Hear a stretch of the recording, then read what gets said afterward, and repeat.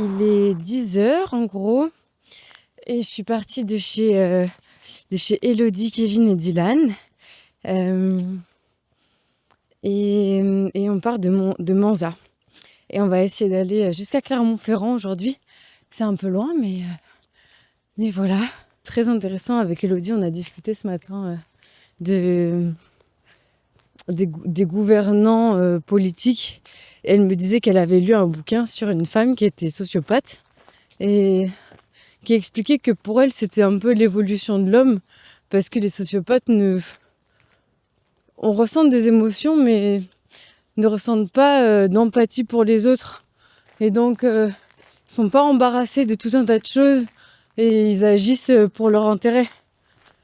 Et elle me disait que dans les gouvernements, en fait, il y a pas mal de gens qui sont sociopathes parce que, disons qu'ils avancent plus vite. C'est vrai, si on s'en fout de ce que ressentent les gens, si on s'en fout de tuer des milliers de personnes, dans ce cas-là, on peut aller vers nos intérêts plus rapidement, peut-être. Donc voilà, donc c'était un petit peu pessimiste pour la suite. Mais après, je me suis aussi dit, j'ai rencontré tout un tas de gens qui m'ont dit « Quoi, tu marches toute seule, mais prends un taser, ça coûte 50 balles, il y a trop de cons aujourd'hui. » Et je me suis dit, est-ce qu'il y a vraiment plus de cons ou plus de sociopathes, ou est-ce que c'est juste qu'on en parle davantage? Et je me dis, si ce reportage il montre qu'en fait, il y a énormément de gens qui sont altruistes, qui désirent se vivre ensemble, qui désirent cette solidarité, et qu'on s'en rend compte qu'on n'est pas seul et qu'en fait, on peut vraiment agir collectivement, peut-être que alors ça aura servi à quelque chose. On va à Clermont aujourd'hui. Et je vais essayer de prendre des interviews un peu plus, même si des fois c'est pas si évident Bonjour. Même si des fois c'est pas si évident de proposer la caméra parce que les gens sont un peu réfractaires à être filmés. Ce que je comprends parce qu'être filmé c'est être exposé et tout ça. Donc ça se fait pas sans inquiétude, l'exposition médiatique. Sauf chez les personnes âgées. Eux, souvent, ils s'en foutent. Mais voilà. Ah oui, c'est ça que je voulais raconter. J'ai rencontré encore une femme d'environ 72 ans, en fait, d'exactement 72 ans, qui m'a dit qu'elle aussi, elle était très inquiète par rapport à la religion musulmane, parce qu'elle vivait aussi ça comme un danger pour les femmes. Donc c'est la troisième femme d'environ 70 ans que je rencontre qui me dit ça. Je le pose ici, parce que je pense que cette interview, il sert aussi à dire les choses, à poser, à faire l'état des lieux. Enfin, en tout cas, c'est pas cette interview, mais ce reportage sert aussi à faire l'état des lieux des croyances qui sont actuellement en cours dans notre société.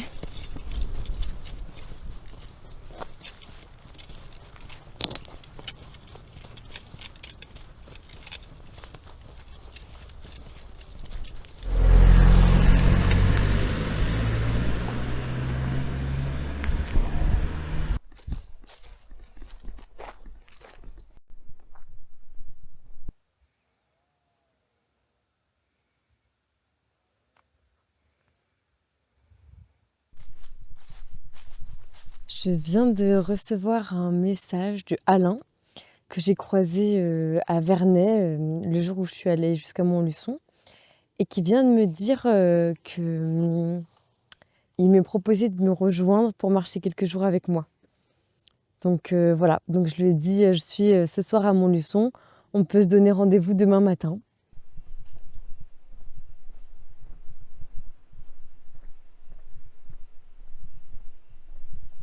Bon, je suis à Clermont-Ferrand, j'ai rangé le drapeau, il fait nuit. J'ai discuté avec deux personnes qui ont... La première que j'ai filmée, puis qui m'a demandé d'effacer, puis la seconde qui a refusé que je le filme.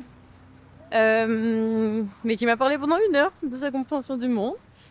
Et voilà, et donc là, en fait, on a des gros problèmes de montage, d'épisodes, de recherche, bref. il faut que je fasse tout ça ce soir. Donc je crois que je vais aller à l'auberge de jeunesse parce que si je suis chez les gens, j'ai pas la disponibilité de m'occuper de tout ça. Donc voilà. Donc je vais essayer d'aller quelque part où j'ai accès à un ordinateur et, et c'est encore une journée pas très intéressante. Enfin une journée de marche quand même parce qu'on a bien descendu vers le sud. Et ce qui est un peu excitant, c'est que demain il y a Alain qui va venir marcher avec moi. Mais sinon, j'ai pas tant avancé sur mes réflexions et j'ai pas rencontré beaucoup de monde qui a accepté de répondre à mes questions euh, devant ma caméra.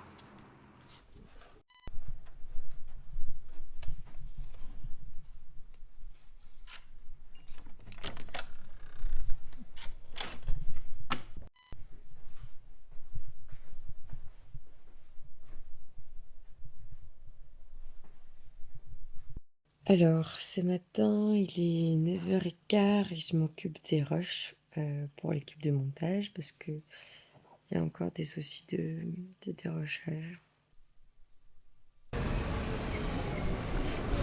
Tu vois quelque chose? Oui. Trop bien. Normalement, c'est allumé. Hop.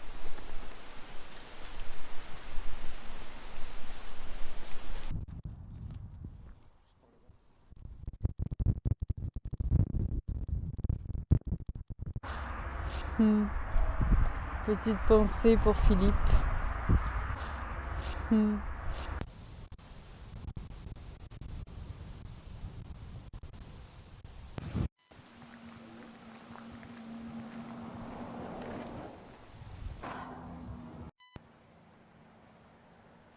C'est trop beau.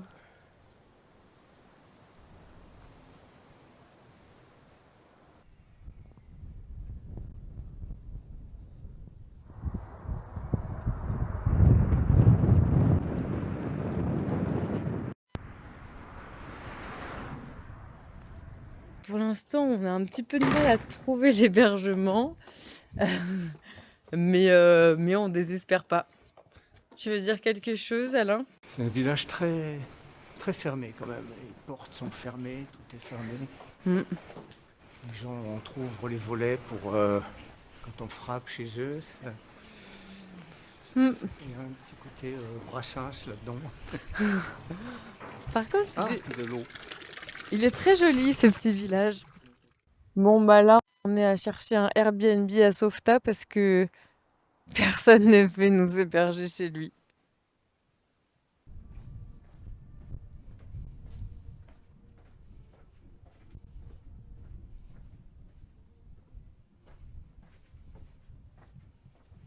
Donc pour toi, ce qu'on peut faire pour la Palestine, c'est marcher. On peut marcher, ouais.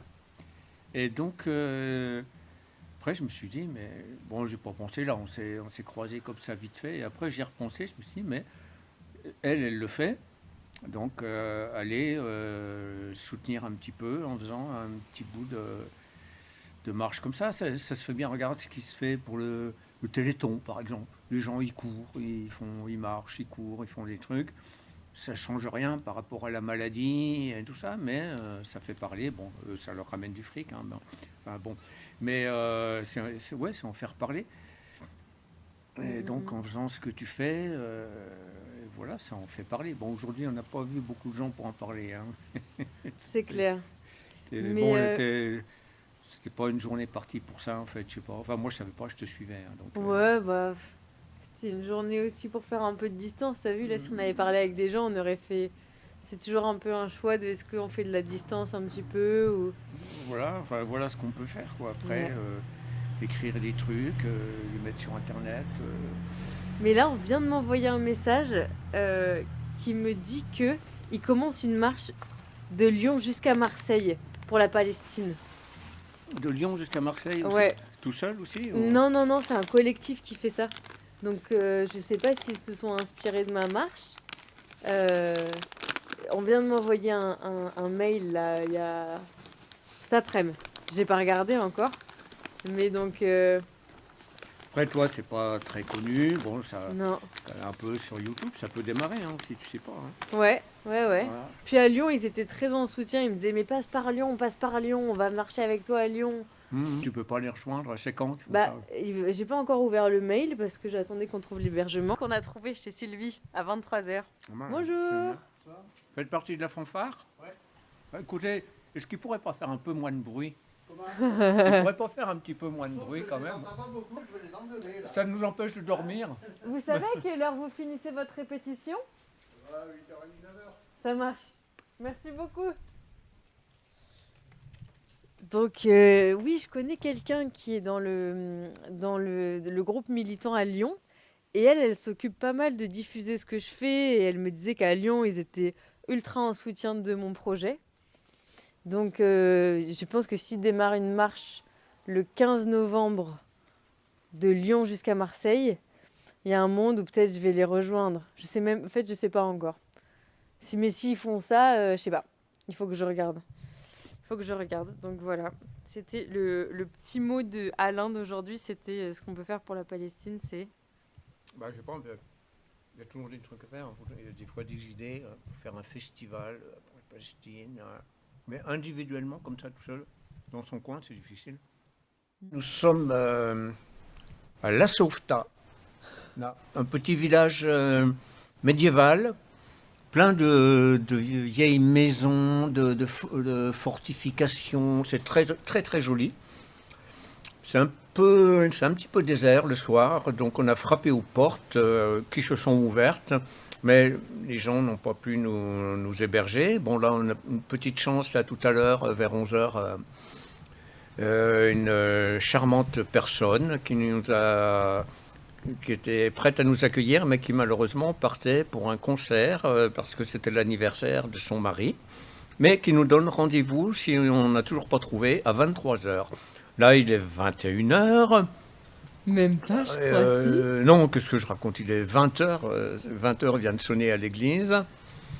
Et on attend 23h. Là, on cherche plus trop pour l'instant. On a dû faire à peu près toutes les maisons du village. Non, c'est pas vrai, je déconne, on les a pas toutes faites. Mais bon, voilà, on est un petit peu fatigué quand même. Enfin, Fanny, je sais pas, moi, ça commence à aller. On a bien marché, c'était très très très beau, dans un grand soleil, un petit peu de vent pénible, un vent du sud là. Et voilà, des très beaux coins. On n'a pas croisé grand monde, c'était sur le GR, on a pris le GR, mais on n'a pas croisé beaucoup de randonneurs. Ça doit plus être la saison, je pense qu'ils ont été ramassés déjà, il n'y en a plus maintenant. Et voilà, mais sinon c'était une bonne journée. Là on a un petit peu faim. Ouais, comme c'est un village désert, tout est fermé. Il y a un resto, mais qui est fermé. Donc voilà, on n'a plus trop la force de marcher de nuit comme ça pour aller chercher un autre village qui risque d'être pareil en plus. Voilà, mais c'était... moi, je suis content de la journée. On a papoté, on a bien marché. Voilà. Tout est dit par Alain. Maintenant, je vais sortir mes 2 petits bouts de pain qui me restent et mon chocolat et on va dîner. Sylvie vient de m'envoyer un message pour me dire qu'ils étaient rentrés, il est 10h30 et on va pouvoir aller se mettre au chaud avec Alain.